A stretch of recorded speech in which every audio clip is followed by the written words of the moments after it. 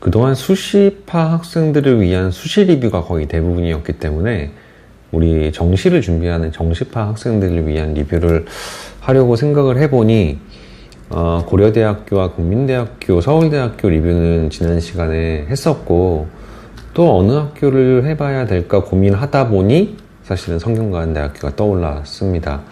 많은 학생들이 가고 싶어하는 학교죠. 근데 워낙 인원도 조금 뽑고 전공도 시각, 서피스 디자인 두 과밖에 없다 보니까 일단 정보도 많이 없고요. 합격 제언작도 많이 소개되어 있지 않았기 때문에 많은 학생들이 성균관대 가려면 어떻게 준비해야 되지? 성적은 어느 정도인지 궁금해하는 학생들도 많이 있었거든요. 그거와 관련된 내용을 오늘 좀 말씀을 드리려고 합니다. 우선 그거부터 말씀을 드릴게요. 현 고3 학생들은 성균관대학교가 올해까지 나군에서 지원이 되는 거고요. 현 고2 학생들, 그러니까 2022학년도부터 성균관대학교는 가군에서 지원이 됩니다. 그 부분은 좀 미리 말씀드릴게요. 성균관대학교는 두 과밖에 없습니다. 시각 디자인과 서피스 디자인 둘 다 19명을 선발을 하고요.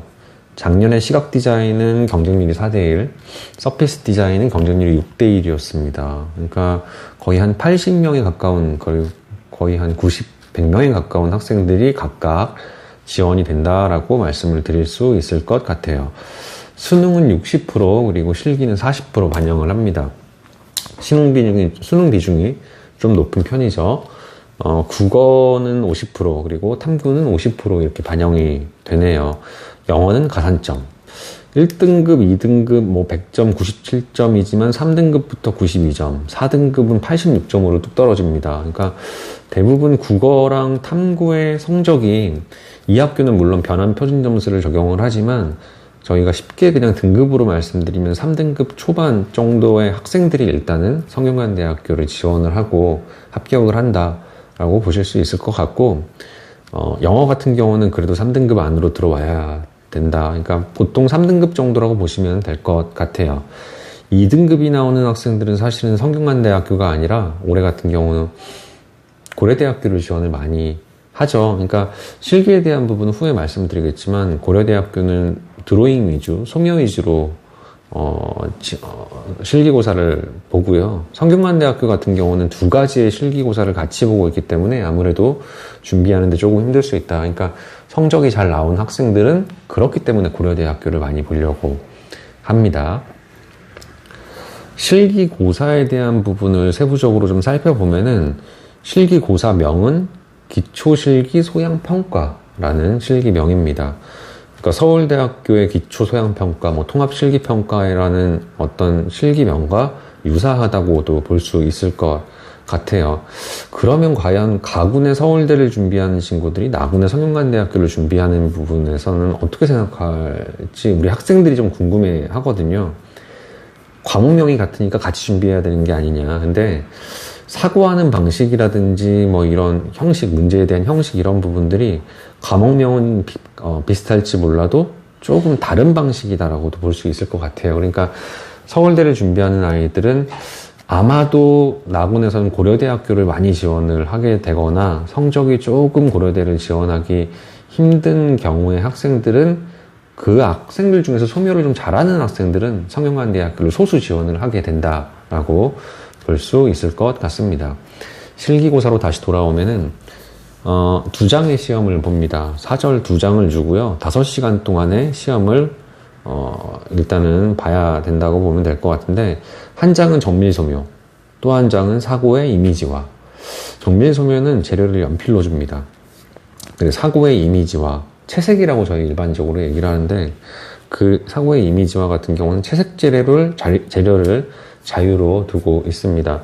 그러니까 나는 습식 포스터 물감이라든지 수채화 물감에 대한 재료 표현이 조금 부족하다라고 생각이 들면은 거의 연하게 밑색을 깔고 색연필이라든지 혹은 이렇게 마카라든지 이런 재료들을 써도 무방하다라는 거죠. 채색 재료 자유니까.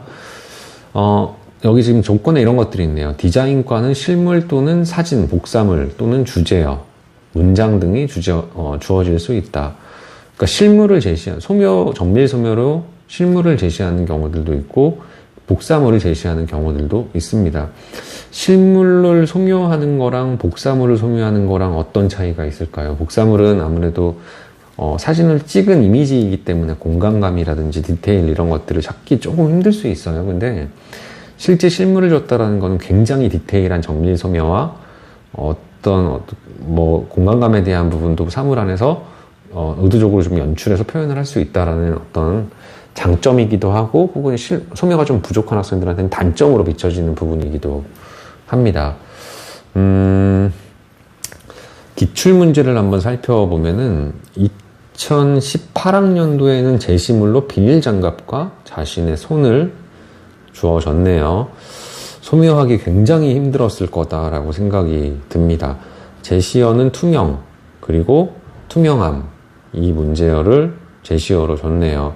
그러니까 비닐장갑 자체가 투명함을 표현을 하는 거기 때문에 비닐장갑의 물성에 대한 부분을 자신의 손에 비닐장갑을 낀 자신의 손 자체가 투명에 대한 이미지를 표현을 한다라는 거죠.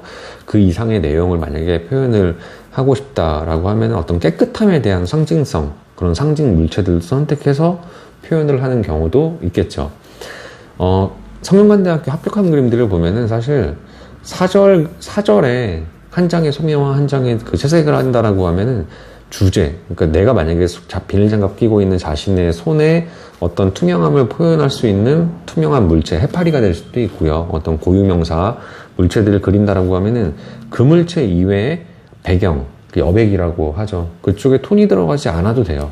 그러니까 성균관대는 주제의식, 주제에 대한 표현만 정확하게 되어 있다라고 하면은 굳이 불필요한 여백 표현은 의미가 없다라고 얘기를 할 수 있을 것 같습니다. 2019학년도 같은 경우는 믹스커피를 제시물로 줬습니다. 이렇게 길쭉한 노란색 믹스커피입니다. 믹스커피를 이용하여 한류 열풍을 표현하시오. 제시어는 한류 열풍이네요. 한류를 상징하는 여러 연예인들이 사실은 많이 등장을 했죠. BTS도 등장을 하고, 걸그룹 블랙핑크 등장하고, 싸이 등장하고. 근데 사실은 인체에 대한 부분이 좀 자신 없는 학생들은 요즘에 그 믹스커피 같은 경우도 한류죠, 사실은. 그죠? 외국인들이, 우리나라에 관광에 와서 다시 고국으로 돌아갈 때, 본국으로 돌아갈 때 우리나라 그 믹스커피를 되게 많이 사간다고 해요. 맛있고 간편하고.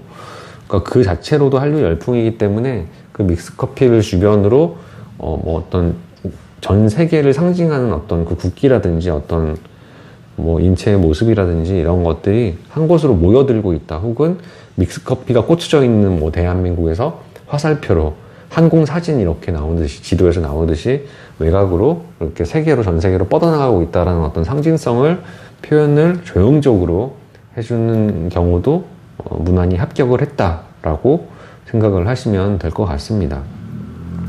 바로 작년이죠. 작년 2020년도 같은 경우는 20학년도 같은 경우는 제시물을 접착식 볼펜을 줬습니다.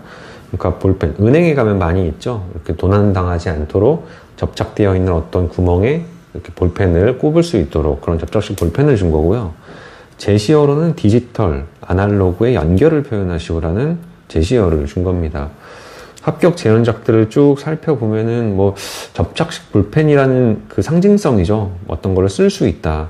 아날로그적인 어떤 생각을 볼펜으로 적는다라고 하면은 디지털이라고 하면은 사실은 어떤 터치할 수 있는 어떤 패드가 될 수도 있겠죠. 그런 어떤 쓰는 용도에 대한, 기능에 대한 변화를 표현을 하는 학생들도 있을 것이고, 이 접착식 볼펜 자체가 가지고 있는 구조, 이 원형 구조죠. 그 원형 구조에 대한 부분을 형태적으로 춤을 추고 있는 어떤 사람들의 모습이 점점 미래의 어떤 뭐 동작으로 바뀐다든지 이런 식의 어떤 구조를 활용을 해서 표현을 한 그림들도 있고요. 그러니까 형태적 유사성으로 표현한 그림도 있고, 어떤 볼펜이라는 기능을 아날로그와 디지털의 어떤 변화로 표현한 그림들도 있습니다. 그러니까 그런 다양함에 대한 연결을 표현을 해주면 되는 거예요. 올해 같은 경우도 큰 어떤 변화는 없을 겁니다. 제시물을 제시할 거고, 그 제시물과 관련이 있는 믹스커피로 한류 열풍을 표현을 하고, 비닐장갑과 투명을 표현하라고 했듯이 볼펜을 가지고 쓰는 어떤 디지털과 아날로그에 대한 연결을 표현하라고 했듯이 주어지는 제시물은 분명히 반드시 제시어와 형태적으로나 기능적으로나 의미적으로나 연결이 되어 있는 사물을 제시를 할 거예요. 여백 중요하지 않습니다. 주제부에서 얼만큼 이 두 가지의 어떤 물체와 언어를 자연스럽게 형태적 유사성으로 연결을 시킬 것인지, 의미적 유사성으로 연결을 시킬 것인지에 대한 부분으로 고민을 하게 되면은, 자연스럽게 아이디어가, 좀 잘 연결이 되지 않을까라는 생각도 해보고요. 일단, 표현에 대한 부분 같은 경우는 아까 말씀 초반에 드린 것처럼 본인이 제일 자신 있는 표현 기법, 그리고 표현 재료를 채색 재료에서 사용을 하면 충분히 경쟁력이 있다. 내가 수채화를 못하는데 굳이 수채화로 이걸 다 할 필요 없다라는 부분을 다시 한번 말씀을 드리고 싶습니다.